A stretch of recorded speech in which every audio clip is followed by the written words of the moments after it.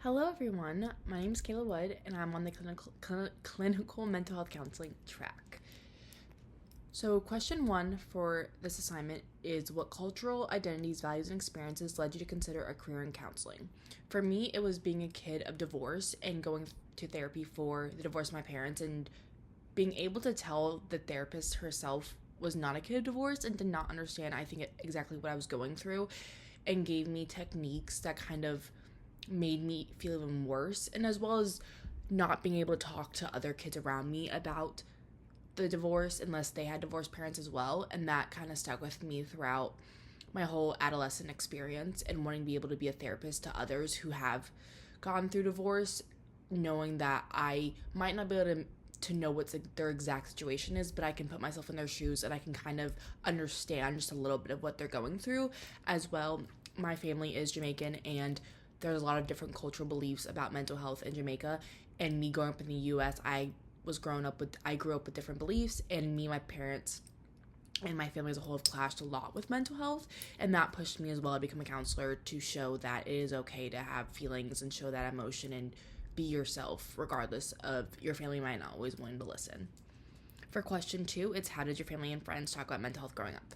Like I just said, my family does not like talking about mental health. They do not cry. Every time I would bring up anything going on with me, they kind of just used the word crazy and kind of brushed it off. While as my friends have always been very supportive about it, and I think honestly me talking about my mental health so much around them has gotten them to come out of their shell and talk about it a little bit more than they used to. So with my friends, I can have very deep conversations and be my most honest self about what's going on, whereas my family, we don't really talk about what goes on in our life as much, and I don't really remember a time I've ever really had a good conversation about mental health with my family. Question three is, do you view counseling as an essential field? Why or why not? Of course I do. I believe counseling is a very essential field because one, some people truly need that outlet and they need someone who's completely unbiased, has no idea what their life is like except for the life that they're told by their client, and that can truly make or break someone in terms of growing just by having that outlet. As well as therapists and counselors and different types of counselors all provide different types of resources and services, and all to make sure that their clients are best taken care of and are uniquely taken care of, and it allows for people to understand themselves in a mental space instead of just a physical space.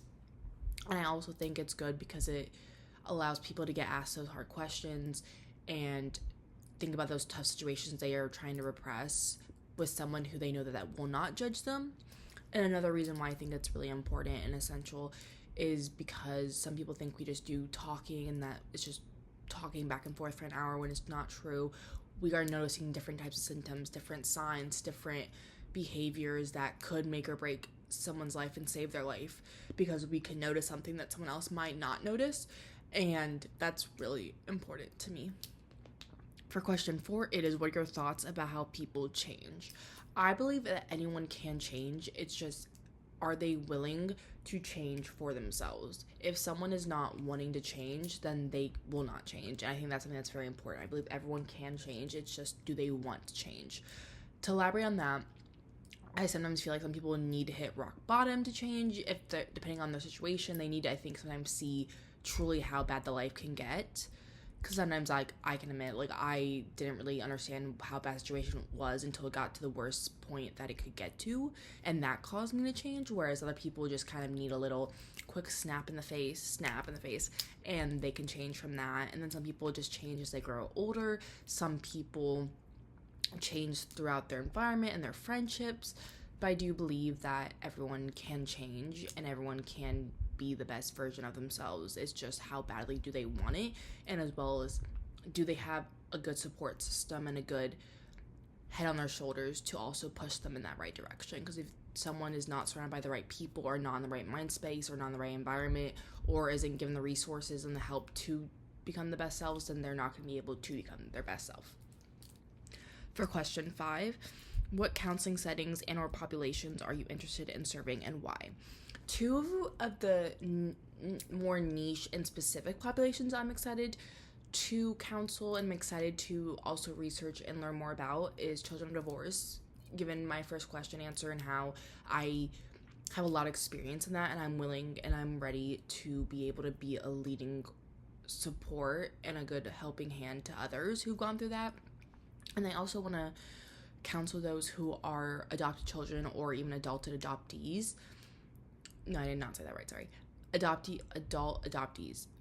Basically people who are adopted but are kind of struggling with it more when they're an adult. I think that's a very big population to serve because a lot of people see adoption as a great thing, which I do believe it is a great thing, but I think we sometimes forget that for these kids that it might not be always the situation that they want to be put in. Not every kid is adopted, doesn't really know their birth parents, and was just kind of like a yay. It's sometimes they were taken away from their families and they had a connection with their families. I feel like that's something that's really important and should be more talked about because yes, like we should be grateful that they were given a better chance at life and a family that wanted them, but they can also still have emotions and are still valid in feeling the way that they feel about their biological and their adopted parents. And I feel like that's something I would love to learn more about, research, and give services to. And then on more of the broad topic I am looking forward to and wanting to counsel those with anxiety and different types of anxiety disorders, because I feel like anxiety is something that can show itself in many different ways and forms, something that I think we don't even realize we have until it's kind of gotten too bad. Because like in high school, for example, I didn't realize how bad my anxiety was because I blamed it on school and like high school drama, and then in college it got a lot worse, and then I was able to realize, okay, this isn't just like situations, it's more of a me thing and more of a chemical thing in my head. And so that's something I'm really interested in serving, because I feel like it's talked about a lot, but we also kind of all just say, oh, it's just my anxiety, when we need to start talking more about why we have that anxiety and ways that we can counteract it. And then what skills, for question 6, what skills do you believe will help you in this field? I believe skills that help me in this field will be for sure active listening, just listening to someone and then not repeating what they exactly said, but rephrasing it, reflecting on it, whether that be within 5 minutes or even like 3 sessions down the line. I think will be really important because it will show our clients that we're actually listening to them and that not just listening, but we found it interesting or we found it important or we wanted to touch more base on it. It might be something that they even also wanted to talk about more. They just didn't want to be the one to bring it up themselves. So by us bringing that up shows that we are also on the same connection and wavelength. And then another skill that I think is really important and will help at least me in the counseling field probably would be multiculturalism, for sure, because being Jamaican, I understand that every culture has their own ways of going about situations, have their own ways of communicating, their own belief systems, and being able to know that myself, I think, is a good skill that's going to help me, because I think that even if I don't understand someone else's culture in the moment, I will understand why they might be behaving or reacting a certain way, and I'm not going to judge them. I'm not going to assume anything. I'm going to research it and see in what ways could I help them better based on their cultural aspect, because that's something I would want someone to do for me, and I feel like that's just something that's like really important. For question 7, what skills do you hope to gain from this program?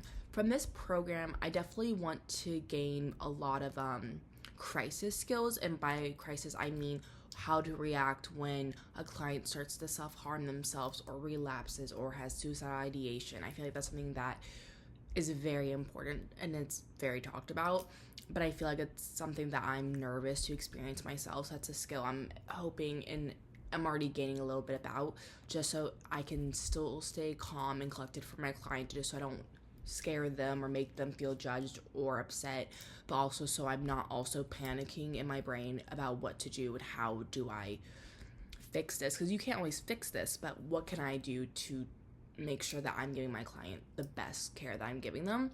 So that's definitely a skill that I'm wanting to gain from this program. And then another skill I would like to gain from this program would probably be how to collaborate with other people in the mental health field while still doing it ethically and not breaking confidentiality. Like, in what ways is it okay to want to have a meeting with your client psychiatrist or with a social worker or with their prescribing physician, even if that's the person that's prescribing them medication for a certain disorder. Even though we are learning ways that we can and collaborate and how to do it right, I just want to learn a little more about that, maybe see like case studies of where people did collaborate and how that looked like. And then for the last question, what misconceptions do you think people have about this profession?